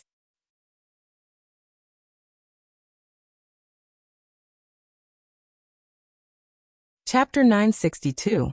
With a look from Leonard, Nick hurriedly arranged for men to move the scattered logs away. But Leah acted like nothing had happened as he hooked Gu Mingming's chin with a fawning smile. He didn't say anything and just smiled. Gu Mingming knew that he didn't want to see her in a bad mood because of that wooden pagoda. She chuckled. This is someone else's territory after all. Leah looked at Elvis and didn't reply. Elvis said in a low voice, half a day, he said too much. Gu Mingming looked at Elvis in confusion. Leah explained kindly, destroy Zacharias and turn this place into our territory. If it was just me and Elvis, it would indeed take half a day. But if he is included, haha. Leah pointed at Wabi, who tilted his head lazily. He looked at Gu Mingming and asked, do we destroy them? Gu Mingming guaranteed that as long as she nodded or smiled, Wabi would sweep through the entire Zacharias like a wild horse. He just had to transform into his original form and roll around on the ground. Then there would be nothing left but pancakes, the kind with no skin and only meat. Gu Mingming stretched out her hand. Calm down. Everyone calm down. Wabi looked disappointed. Can't we fight? TSK so boring. Gu Mingming heaved a sigh of relief. She turned back to look at Leah. We are here for official business. Leah shrugged. Expanding the tribe's territory is also official business. Gu Mingming face-bombed. She wasn't used to the Beast World style of snatching anything they liked. In order not to cause any more trouble, Gu Mingming dusted off her hands and looked at Leonard. Sorry, the males in my family don't have good tempers. So you better get straight to the point. Where is the soul of the forest? Then we will set off. Otherwise, they won't be able to control themselves and really flatten your territory. Leonard wanted to retort that Zacharias was a powerful tribe and wouldn't be defeated so easily. But after exchanging blows with Leah, he clearly realized that he had overestimated himself by saying, half a day. Leah was the weakest in the entire team. He was clearly of the same level as him, but he had been fooled by him. Peter was the leader of the stray beasts. The 5th-level beasts in Zacharias had fought with him many times, but there were very few times where they had the upper hand. Elvis had always been known for his ruthlessness and ruthlessness. Back then, when he was only a 4th level, he led his tribesmen to battle with 3 5th-level beasts from Sodor. Not only did he level up during the battle, he even defeated them completely, causing 2 of Sodor's original 3 5th-level beasts to die and 1 to be crippled. As for that Wabi, he was a myth and legend second only to Snake, so it was impossible to predict how strong he was. All he knew was that his legs were trembling uncontrollably just by looking into his eyes.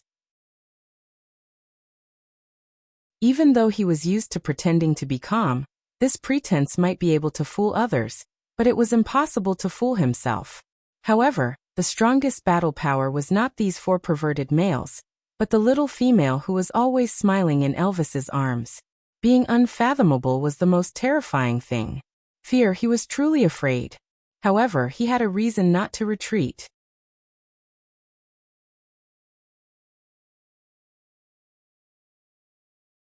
Chapter 963. Gu Mingming chuckled and propped her chin on one hand. Instead of answering, she asked, "Are you in a position to negotiate with me now?" Yes, he didn't seem to have any bargaining chips to negotiate with Gu Mingming. Zacharias had taken in the tribesmen who had ambushed the Snake King Valley. Wabi was the new leader of the Snake King Valley, and an unrestrained stray beast. It was only natural for him to wipe out Zacharias today. Moreover, in the beast world, power was the law.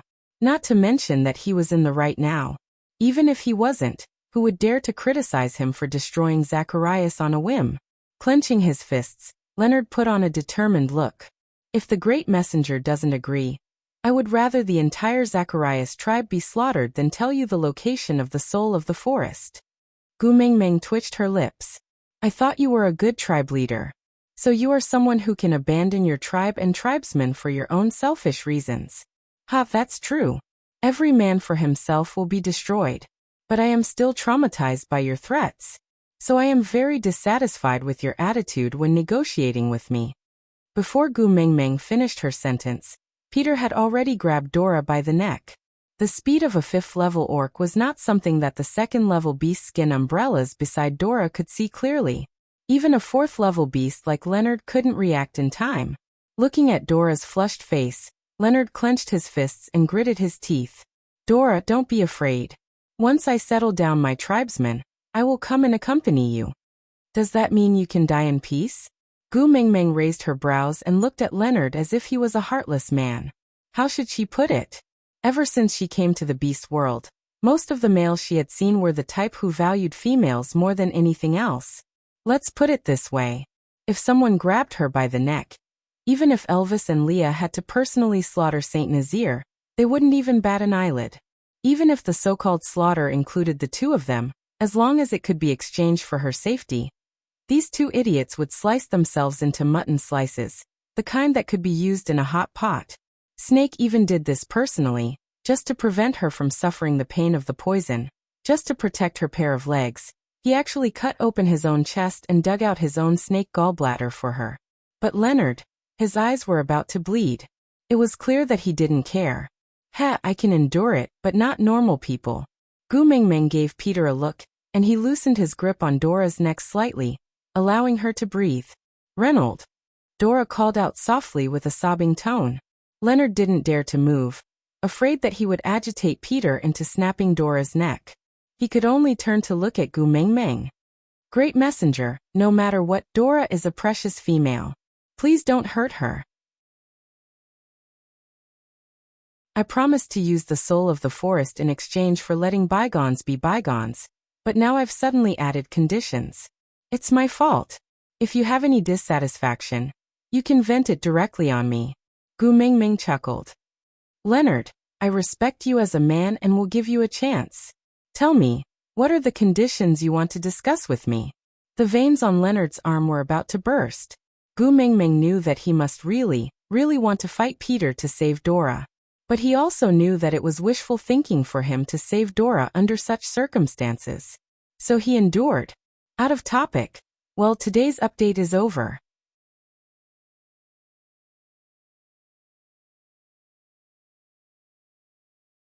Chapter 964. Leonard stood up and looked at Gu Mingming. First, great messenger, please accept all the tribesmen of Zacharias, including the former tribesmen who ambushed the Snake King Valley. Let them become members of Saint Nazir, and be protected by the great messenger. Gu Mingming was taken aback. You mean to disband Zacharias? Reynold took a deep breath and replied, Yes, I am. Without the soul of the forest, Zacharias has no meaning to exist. Gu Mingming narrowed her eyes and remained silent for a moment. Instead of answering Leonard, she asked, Since that's the case, why did you raise this condition in the first place? Leonard knew he couldn't hide it from her, and he didn't want to either. The stray beast Cole once threatened me. If I didn't do as he said, he would destroy the entire tribe of Zacharias. Cole again. What did he threaten you with? Gu Mingming asked in a seemingly nonchalant manner. Leonard frowned. He couldn't help feeling humiliated at the thought of being threatened by a stray beast. But in order to seek protection for his tribesmen, he had to be honest no matter how humiliating it was. So he suppressed his rising and falling chest and said, "He asked me to accept a portion of the tribesmen without a tribe, then go to Sauter to seek peace with you in exchange for the soul of the forest. He also promised that as long as I can do these two things, Zacharias will not be attacked by stray beasts for 100 years and can rest. Since you have already done what he asked of you, why not enjoy this 100 years of peace?" Gu Mingming asked. Leonard answered without hiding anything. "I don't trust the words of the stray beasts. I am more willing to hand the tribe over to the great messenger. Firstly, after you obtain the soul of the forest, we will also be protecting the soul of the forest by staying by your side. Secondly, I can't let my tribesmen live under the whims of the stray beasts." Gu Mingming nodded, agreeing to the first condition. Then she asked, "What is the second condition?" Leonard said, "When the great messenger goes to retrieve the soul of the forest, please bring me along. I want to know what the thing that Zacharias has been protecting for thousands of years looks like." Gu Mingming nodded and agreed. And the third condition? Only then did Leonard turn around and look at Dora. His eyes were filled with pity as he said, "Lord Messenger, please pardon Dora and cleanse her of the humiliation." Gu Mingming took a deep breath and said with a troubled expression, "What if I don't agree?" Reynold clenched his teeth, clenched his fists and said, "As long as Lord Emissary is willing to agree to these three conditions, I, Reynold, will be Lord Emissary's dog in the future. If the Lord Emissary doesn't agree, then Zacharias would rather die than live in dishonor." Gu Mingming chuckled and said, "Io, you really know how to talk nonsense." "Unfortunately, I really can't agree to the third condition because I can't do it at all." Leonard was stunned and his gaze shifted to Leah. He had originally wanted Gu Mingming to agree to the first two conditions, but because Leah had brought this up, he added the third condition at the last minute. But now the messenger of the beast deity said she could not do it? Leah caressed Gu Mingming's little hand and kissed it. "You don't have to look at me. If my Mingming says I can't do it, then I can't. Even if I can, I won't do it." Digression. Today he had wanted to write grand finale in the title. Come on. But after thinking about it, he decided against it. Such a joke might cause the brakes to malfunction, and cause my little baby to fall.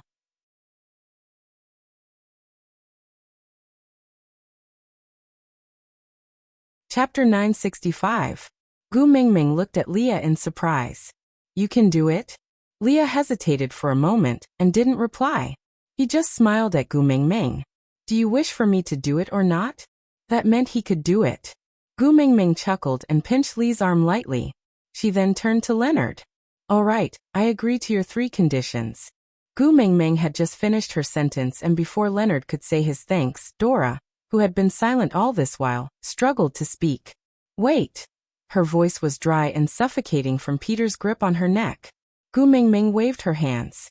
Peter walked back to Gu Mingming's side as if nothing had happened. After regaining her freedom, Dora lay on the white tiger's back, panting heavily. After a long while, she finally looked up at Gu Mingming.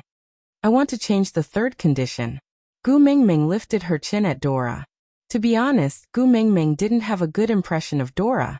The reason was simple. Gu Mingming liked Melinda. She hated anyone who bullied Melinda. But hating someone didn't mean she had to kill them. As long as they didn't come looking for trouble, Gu Mingming could turn a blind eye to them most of the time. But since she had spoken, Gu Mingming wanted to hear what kind of wish Dora, who had suggested Carter to imprison Melinda, would wish for. Hence Gu Mingming said without any emotion, Tell me." Because Peter had just strangled Dora, her eyeballs were popping out. The red mark on her neck was so obvious that Peter really didn't have a shred of pity for any other female. But Dora didn't seem to care. "I want a male. Give him to me." Damn. Gu Mingming rubbed her chin. In any case, she could be considered as a beautiful flower, right? Did she look like a human trafficker? "Lady, I'm sorry. I don't do human trafficking." Gu Mingming laughed coldly. Leonard frowned. His eyes, which had been bloodshot from worry and anger, were now filled with desolation and sorrow. He stood rooted to the spot and stared at Dora. He asked in a trembling voice, "You still can't let him go, right?" Dora turned back and bit her lip. "I will never be able to let go of him. You obviously know. Reynolds sighed and smiled bitterly. I know. Reynolds was a strong and imposing man, but in that instant, it was as if a mountain had collapsed. He looked dispirited and a little pathetic. He clenched his fists and slowly unclenched them. He gently held Dora's shoulders and said, "Let the messenger help you wash these off first. Then, I will go and capture him for you. You're so beautiful, so good, he won't refuse you." Duo Ele's eyes were red. She had not cried even when she was almost strangled to death, but now she was crying her eyes out. She said, "You know it's impossible, don't you? I have always left the position of first partner for him, but he has never looked back at me. Now that I'm dirty, he won't like me even more."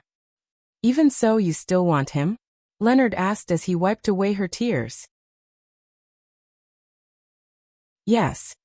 Dora gritted her teeth and said, "Even if my body is filthy now, I still left the spot on my chest for him, didn't I? I want him, I must have him. Even if he doesn't love me, even if he hates me, even if I have to imprison him to keep him by my side, I still want him. Even if he dies, his corpse can only be mine." Digression. I like you. Ha, don't let your imagination run wild. That's why the first sentence is fake. Of course, the second sentence is also fake.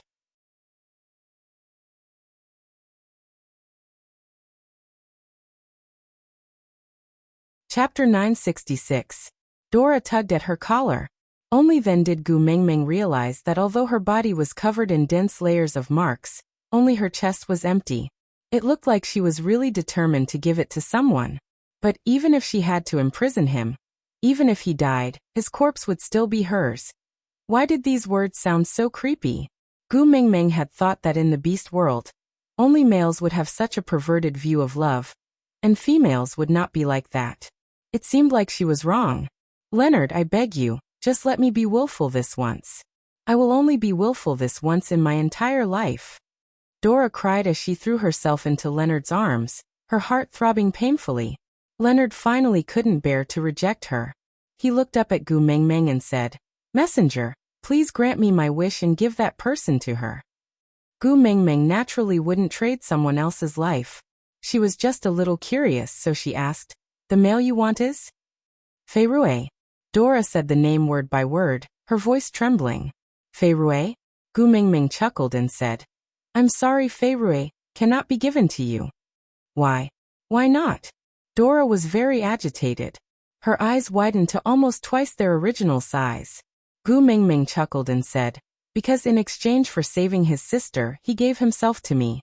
He is now in Saint Nazaire, waiting for me to mate with him when I am in a good mood. How can I give my male to you?" Dora's body went limp and she collapsed into Leonard's arms, muttering to herself, "How could this be? How could this be?" Gu Mengmeng clapped her hands and said, "What should I do? I can't seem to fulfill your 3 conditions. So you are not going to give me the soul of the forest? Then I will be leaving." With that, Gu Mengmeng patted Elvis's shoulder. Elvis turned to leave without any hesitation. "Wait." Leonard called out to Gu Mengmeng and said, "Since Fei Rui is the great messenger's male, we naturally don't dare to covet him. Then, great messenger, please abide by the first 3 conditions." He had to leave a way out for the tribesmen of Zacharias. Gu Mengmeng looked at Leah and he whispered into her ear, "Let me eat fish when we go back and I will wash the filth off her body." Gu Mengmeng knew that the fish Leah mentioned was definitely referring to a certain mermaid, but now was not the time to explain. She cupped Lee's face and kissed him, saying, "We'll talk about it when we get back." Leah did not reject her. He just walked to Dora's side and sized her up. "From tomorrow onwards, collect the dew on the leaves before sunrise and fill 2 stone bowls. Place the water bowl on the platform of the deity's punishment in your tribe. When we get the soul of the forest back, I will open the altar and offer it to the heavens to wash away her filth." Leonard nodded, then supported the sobbing Dora with both hands and said, "Good girl, don't be sad. Go back with them first and have a good sleep. No matter how long you need to forget him, I will wait with you." Dora didn't say anything. She didn't even give Leonard any reaction. She just let the tiger carry her as they walked back. After walking for a distance, Dora gripped the tiger's fur tightly. Her eyes were filled with venom and viciousness. You're tuning in to the Journey of the Soul YouTube channel. Don't forget to subscribe and join us on this journey to catch the most captivating stories.